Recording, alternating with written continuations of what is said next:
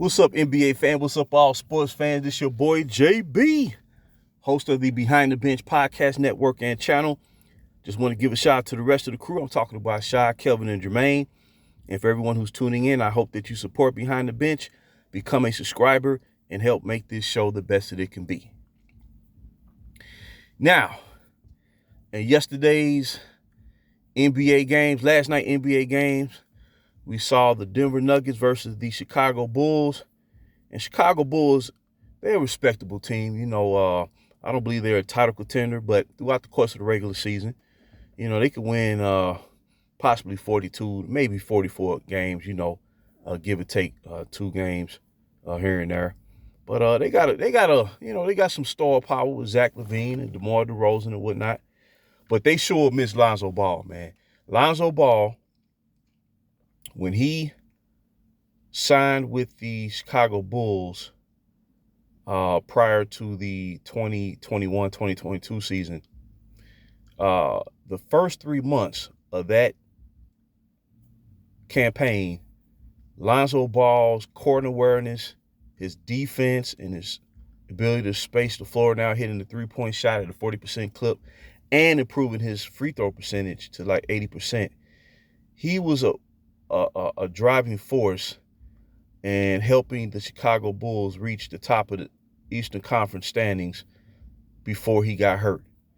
And they have been struggling since his knee injury, and hopefully he comes back and returns back to action, because he was really starting to improve as a player and solidify himself as, becoming arguably the league's first 3-and-D point guard. But nonetheless, the Denver Nuggets, they keep rolling, man. They're not missing a beat. No championship hangover. Mike Malone has really instilled a drive and a focus, not to rest on their laurels and live off of last year's championship season. And they're playing with more resolve and even more confidence than ever. And by watching them play, you can tell that they now understand not only what it takes to win, but how to win.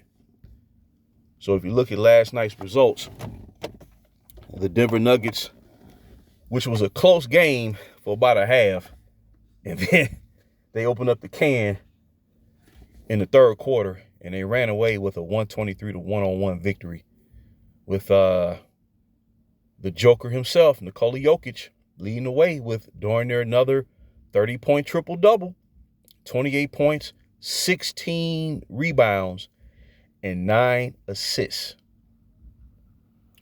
So, like I said, he is, just, proving who he is, the league's best player right now. Definitely the league's best center. And on offense, he's the league's best player. And even on defense, he's improved to the point where, he keeps the opponent honest and on their heels. And then Michael Porter Jr., last couple of games, he's starting to knock down that three-point shot. And he tallied 27 points, 6 rebounds, and 2 assists, 2 dimes. And Aaron Gordon, when they acquired Aaron Gordon 2.5 years ago, that solidified their team. And at that point, they was ready to rock and roll. And the only thing was missing was Jamal Murray. Matter of fact, once they initially made that trade for Aaron Gordon, Denver ran the table for like the next 10 games. They was beating everybody in sight, and then Jamal Murray went down with that ACL injury that took him 2 years to come back from. And I believe last night he left the game early due to a hamstring tightness, right hamstring tightness.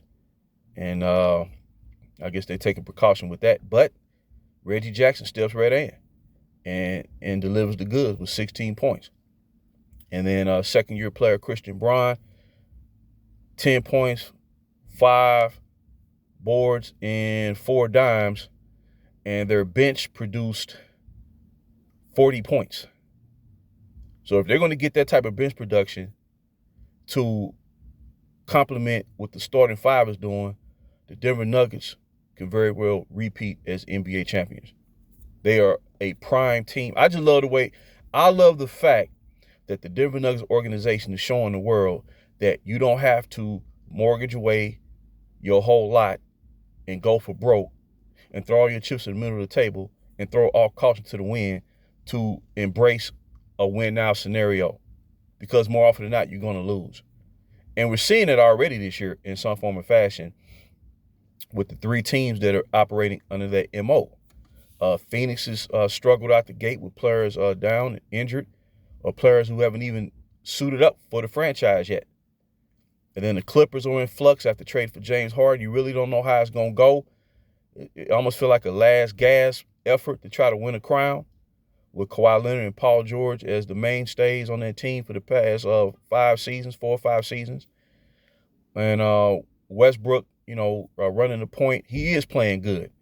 He's playing like the Westbrook of old. But at the end of the day, they are older now. They're in their 30s. And you're bringing in a 34, 35-year James Harden, who's never really excelled in the postseason. They're throwing all their chips in. The Lakers, back and forth. They lost last night to Orlando. They're 3-3 to start the season. And here go Denver, man. They're sitting atop the Western Conference, rocking and rolling, not missing a beat. So, again, last night, Denver ran away with it in the second half and beat the Chicago Bulls 123 to 101. And I just see them, man. I just see them just solidifying who they are as defending world champions throughout the course of the season. What I like about Jokic, too, he's durable. He's out there every game. And like I said, if Michael Porter's going to shoot threes at this clip like he's been the last couple of games, seems like he's found his rhythm again, I don't think nobody's going to beat them in the Western Conference. I don't see it. Ironically, I think the team that best matches up with Denver is one of the young teams of the NBA, the New Orleans Pelicans, if healthy. And then Minnesota matches up with them good. That was a good first-round matchup versus Denver last year. Minnesota lost in 5 games, but for the most part, those games it was competitive until about that fourth quarter, But that's my take on it. And you got more games to come tonight and throughout the week. And until next time, this is JB for BTB Behind the Bench.